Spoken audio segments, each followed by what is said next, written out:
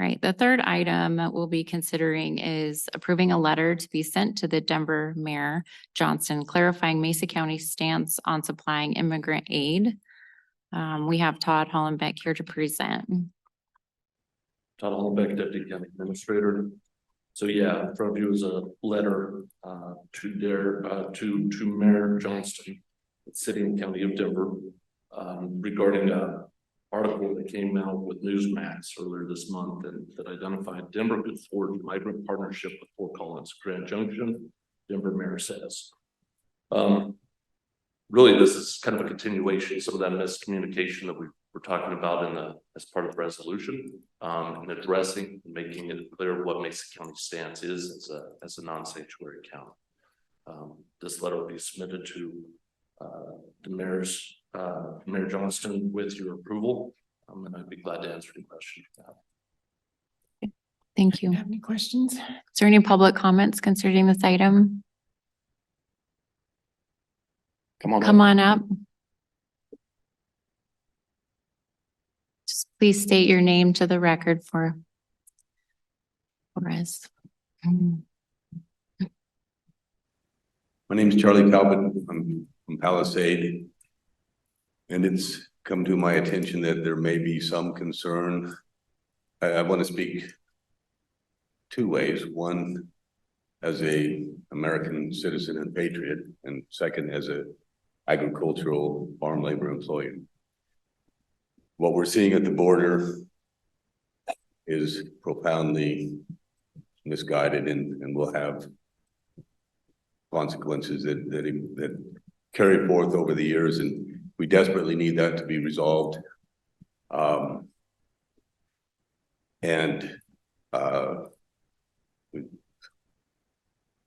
I won't opine further on that, but from the agricultural employer standpoint, there is a thought that perhaps this would provide an abundance of workers to ag employers, and that just is not true. We and I think our peers in the fruit growing industry throughout the Mesa County rely almost 100% on the H-2A program. It's cumbersome. We really hope Congress will give us a better farm labor program, but these workers are vetted. They go through the American consulate in Mexico before they come.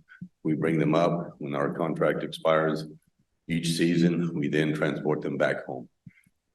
We cannot legally employ people who do not have proper documentation. So if we had hundreds of workers show up, potential workers show up that might emanate from these illegal border crossings, we would not be able to employ them.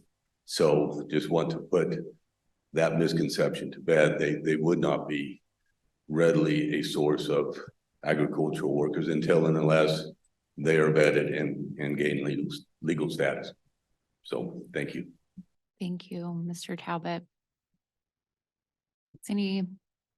Come on up and state your name to the record, please.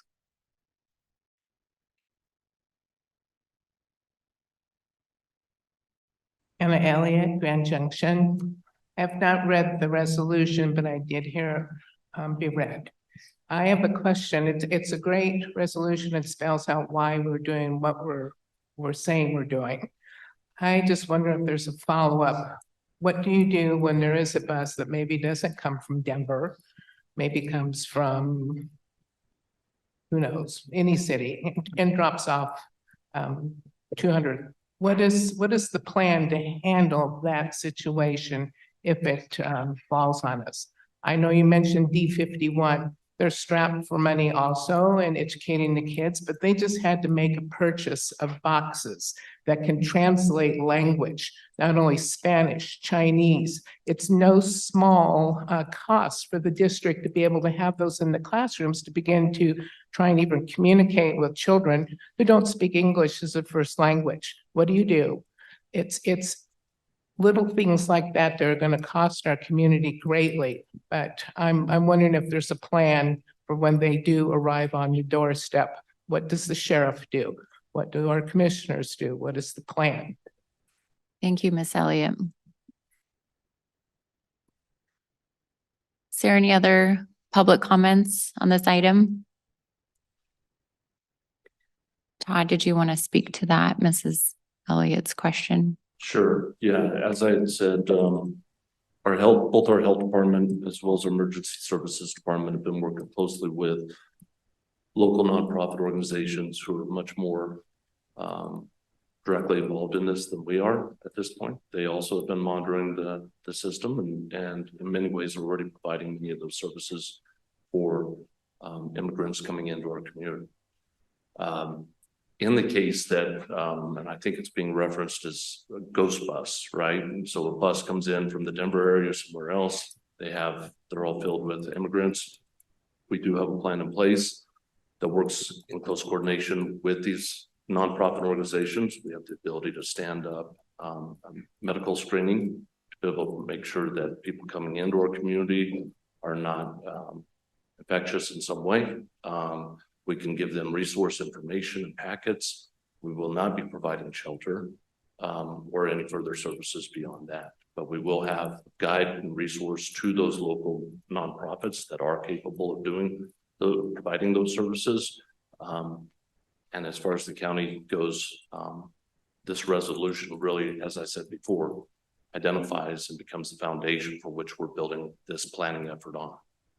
It will be a working document, something that obviously as situation changes or we get additional information, we can go in there, but the basis right now is making sure that we've got that coordination in effect and we're able to respond quickly and adequately if a bus arrives to be able to address those immediate needs.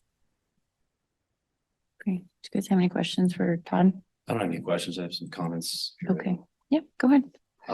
So this item obviously is the letter that we're writing to Mayor Mike Johnston. The resolution was earlier, and staff has put together a immigrant emergency arrival plan, which they're operating under now. But this letter was really designed to send a message not only to Mayor Johnston, but also to well-meaning, well-intentioned nonprofits in our community who have projected to outside communities that we can help take immigrants, which again, love their intentions, but at the same time, those nonprofits rely heavily on resources that the City of Grand Junction and Mesa County both provide.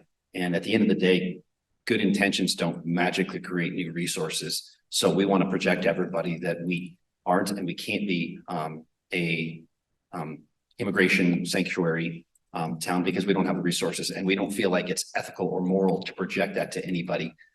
So we're just trying to set the record straight, not only with the resolution, but with a letter to Mike Johnston as well, and to nonprofits as well, who may be relying on potential funding sources locally to help house, feed, all these things. But as Todd said in his statements, all the basic needs one would expect, basic human dignity, value, we would treat these people with when they come and make sure that they are screened, that they have a warm meal, but we want to project in that there will be no housing and this is not the community for you. Yes, I would add on to that, as we stated in the letter, these well-intentioned nonprofits might be able to provide food, maybe clothing, bedding, but if they can't also provide shelter and healthcare and education, it is cruel to invite people to be here knowing that their needs cannot be met. It was Denver, not Mesa County, that made the decision to become a sanctuary city, and now they're faced with the consequences of that decision. The solution is not to send these folks to Mesa County. The responsible thing for Denver to do is to rescind its position as a sanctuary city. Great, thank you. We appreciate the Mayor of Denver's understanding that Mesa County does not have the capacity to receive immigrants and that they have no intention of asking Grand Junction to receive any. And we are thankful for that clarification. We are also hearing that there are conversations with one or more dedicated nonprofits who currently help support the vulnerable in our county, including legal migrant workers. And if that is the case, we just want to clarify with Denver that there are undoubtedly well-intended organizations that may give out short-term tangible supplies like food, clothing, or bedding, but there are not enough resources for the long-term costs of shelter, healthcare, and education. that the city and county of Denver have chosen to provide. Mesa County just wants to make sure that sustainable policy and funding outcomes are transparent to the public we serve. And we must be clear communicating Mesa County's inability to extend aid.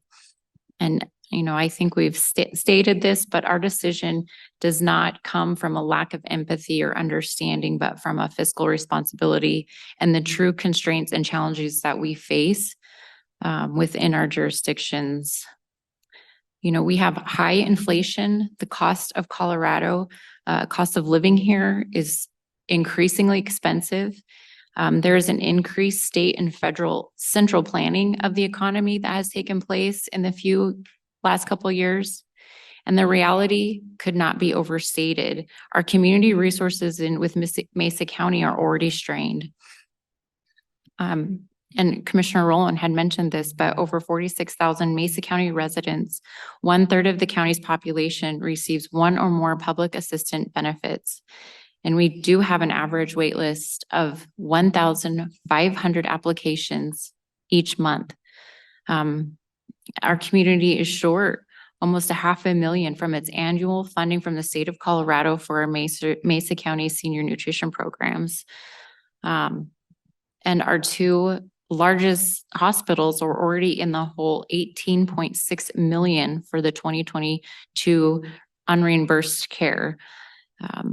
It is irrational and cruel to everyone to overextend ourselves when we are currently struggling to care for our most vulnerable citizens.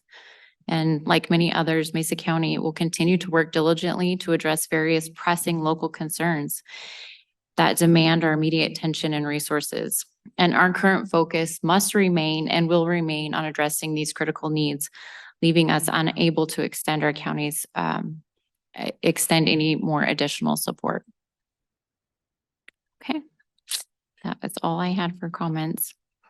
I will make a motion to approve item 3 as entered into the record. Second. All in favor? Aye. Aye, motion carries.